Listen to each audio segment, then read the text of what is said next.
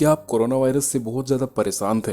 आप बोलोगे यार ये कैसी बातें कर रहा है, हर कोई परेशान था कोरोना वायरस से।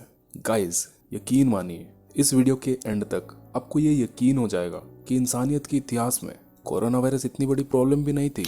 हमारी आज की टेक्नोलॉजी की हेल्प से हम कोरोना वायरस से किसी भी तरह की डिजीज से फाइट कर पा रहे हैं। प्लेग ऑफ जस्टिनियन का नाम सुना है? ये प्लेग जब आई थी ना, तब लोग फाइट नहीं कर पा रहे थे। इतिहास के 3 सबसे बड़े ग्लोबल पैंडेमिक्स का एक लौता कारण है प्लेग की बीमारी। प्लेग नाम का वायरस चूहों का खून चूसते थे और चूहे अनाज खाते थे, जिससे इंसान में वो ट्रांसफर हो गया बहुत ही ज्यादा मात्रा में। 541 शताब्दी में कॉन्स्टेंटिनोपल नाम के शहर में ये पैंडेमिक्स की शुरुआत हुई थी और ये प्लेग इतनी खतरनाक थी कि उस टाइम भी एस्टिमेटेड 3 से 5 करोड़ लोगों की जान चली गई थी, जो उस समय दुनिया की लगभग आधी आबादी थी। इस पैंडेमिक का आलम इतना बुरा था कि लोग सड़कों पे लेटे हुए मिलते थे और लोगों को समझ नहीं आ रहा था कि कैसे लड़े इससे। बस उस समय उन्होंने इन्फेक्टेड लोगों से दूरी बना के रखी थी। ऑलमोस्ट ज़्यादातर लोगों को इन्फेक्शन हो गया था, जिसमें से आधे लोग जिंदा बचे थे, जिनमें हर्ड इम्यूनिटी डेवलप हो गई थी।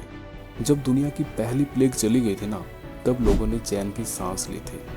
लेकिन मेरे भाई, प्लेग तो कहीं गई ही नहीं थी। लगभग 800 साल बाद प्लेग फिर से वापस आ जाती है और 14वीं शताब्दी में इसका नाम रखा गया था दी ब्लैक डेथ, जिसने जान ले ली ऑलमोस्ट 2 करोड़ लोगों की, सिर्फ और सिर्फ 4 साल में। उस टाइम भी लोगों के पास कोई जरिया नहीं था इस ब्लैक डेथ नाम की प्लेग से बचने का, इससे लड़ने का। लेकिन उस समय एक चीज आ गई थी। लोगों ने समझ लिया था कि क्वारंटीन करके इससे हम निजात पा सकते हैं, इससे छुटकारा पा सकते हैं।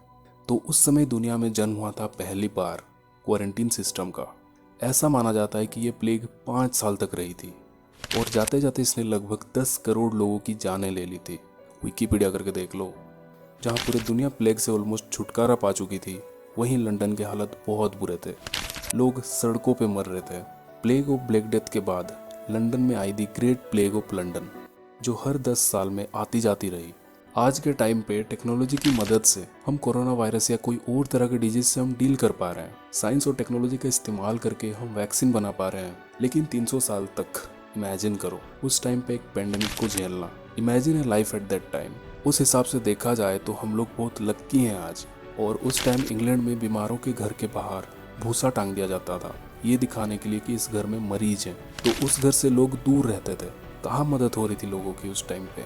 जो बीमार थे उनकी कोई मदद करने नहीं आ रहा था। और तो और लोग उस टाइम पे ये मानने लग गए थे कि कुत्ते और बिल्लियों से प्लेग फैलता है। इस वजह से बेरहमी से लाखों कुत्तों और बिल्लियों को मार दिया गया। 1665 में लंदन में यह मानव इतिहास का आखिरी प्लेग पैंडेमिक था, जिसकी वजह से सिर्फ 7 महीने में लंदन के 1 लाख लोगों की जान चली गई थी। Imagine A freaking life at that time. कितना भयानक आलम रहा होगा। ये 300 साल तक परेशान करती रही।